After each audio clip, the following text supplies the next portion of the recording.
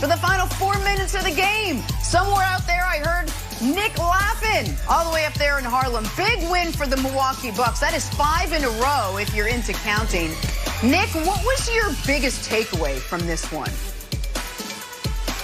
My biggest takeaway, Jenna, was I was told when the NBA released their second half of the season schedule that the playoffs were starting later than usual. But it turns out the playoffs for the Clippers started last night. Because yesterday afternoon, man, oh man, did that look like a Clippers playoff game. Oh, you got a lead in the fourth quarter, and then what happens? Kawhi and Paul George, clang, clang, clang. How many clangs were there? Oh, 9 in a row?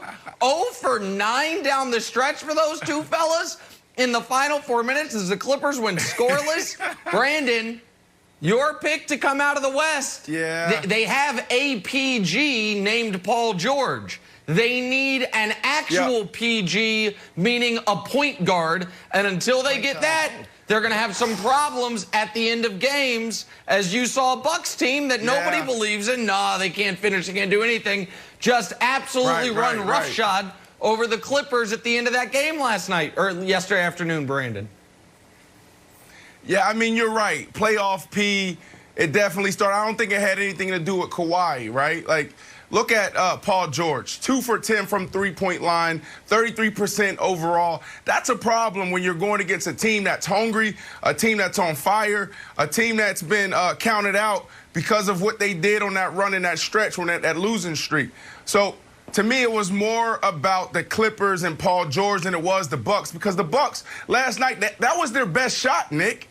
Like, to me, when you watch that game, they played phenomenal. Defense, their energy was there. The 1-2 was there. You had Giannis hitting from the perimeter, hitting from 3. Giannis getting into the paint anytime he wanted. That's the thing that the NBA figured out this year was, let's not let Giannis get in the paint. If we do that and we turn them to a three-point shooter, perimeter player, we have a chance. Middleton was okay, Kevin, but at the end of the day, that was the Milwaukee Bucks' best shot. The Clippers, that wasn't their best shot because you had playoff P rear his head, and that's a problem. If playoff P can come back to playing how he was this year, they'll be okay because he's having a phenomenal year. Just can't let this happen.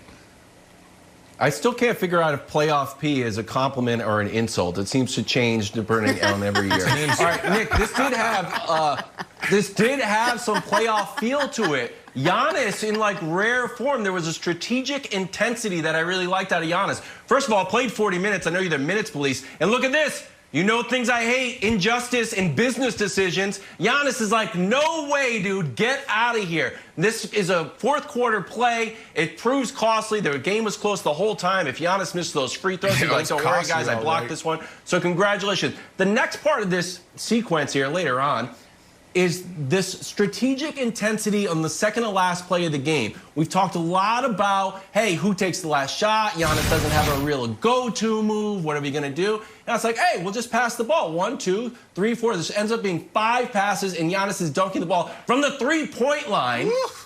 Unstoppable. Great job by Giannis. And no one wants to talk about it, but Nick, as our resident statistician, I'm gonna give you some stats here as we talk about the MVP conversation if you want to think about your vote. Giannis is averaging 29, 12, and 6 and getting no MVP talk. LeBron, 25, 8, and 8. Oh, it's got to be the MVP. Got to be the MVP. 25, 8, and 8. Well, Giannis is 29, 12, and 6. I know we got the narrative for LeBron, and I know one wants to give Giannis 3 MVPs, but he should be in the conversation. No, he should not. He's not in the conversation. Nick, he's not in the conversation.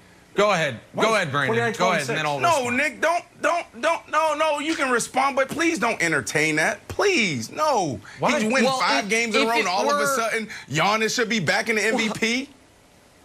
Well, listen, the Bucks are a half game out of first or a game out of first in the East, and Giannis's numbers are spectacular, but he's not eligible for the MVP this year, and everybody knows it. You can't win back-to-back MVPs and not make an NBA Finals and be eligible for it. That's just the rules. Again, if I were an official voter, then maybe I could tweak the rules. Those are the rules, Wilds. Look them up. But if we can, not the rules. And by the way, I want to say something about Giannis. No, they literally are the rules, Wilds. You should look it up. He's ineligible. It's happened to Steve Nash. Steve Nash, look at the year Steve Nash after he won back-to-back MVPs. Steve Nash won back-to-back MVPs, never made an NBA Finals. They're like, okay, you're ineligible from now on. Also, speaking of playoff P, if you look at the Giannis dunk, at the end of it, you have playoff P looking to the refs, saying, where's the travel call? Yeah, blaming the refs, a playoff P staple.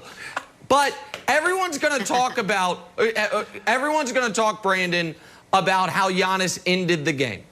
I want to go to a sequence in the second quarter for a moment that shows you what he could be. Because he's great. He's one of the 4 best players in the league. But because he doesn't have the shot, there's a ceiling to him. So this is in the second quarter. He brings the ball up the court. They build a wall. He's a willing passer. That's a layup. So that's the first play. You can watch it again. They're like, stop him, stop him, stop him. Now you get an open layup. The next time up the court, they're like, all right, we can't build that wall because then he's going to find somebody. Terrence Mann, see what you can do. And what Terrence Mann can do is get dunked on easily. So now they're like, all right, the hell are we going to do? So the next time up the court, they put Zubats on him, and they're like, we dare you to shoot. I'll give you 8 feet. Bang. Brandon, if he can, and I know we've been saying this for 4 years. Yes. If he can just become passable at this shot, he's unguardable. Right. Because that is the only way to guard him when he's bringing the ball up the court, is to step off him by 8 feet.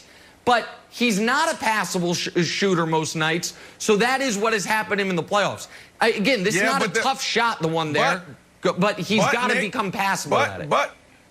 Yes, but at the end of the day, now Middleton is your 2, and that's not enough. You do not have enough offense to beat the Nets. I'm sorry, but if Middleton's your 2, he's having a phenomenal year. He's playing lights out, and they have great chemistry, but it's not enough, Nick.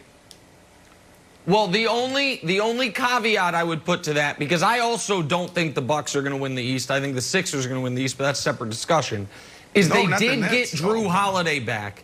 Drew Holiday was the big offseason addition. He's been out with COVID protocols for weeks.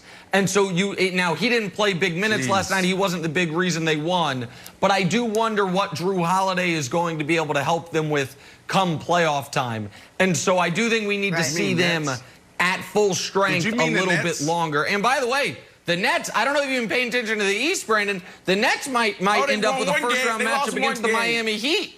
They might. No, I'm just saying, like, the Nets got to worry about round 1 before we even talk about round 2 and round 3. The Nets got a lot of things on However far you think the Bucks are going, they won last night. 5 in a row for Milwaukee. Chris Broussard will join us in a little bit to talk more about that. We got to talk some Dallas Cowboys now. Why are they laughing? They're laughing at the idea of trading Dak Prescott for Russell Wilson. Laughing. Why? It's next. First things first.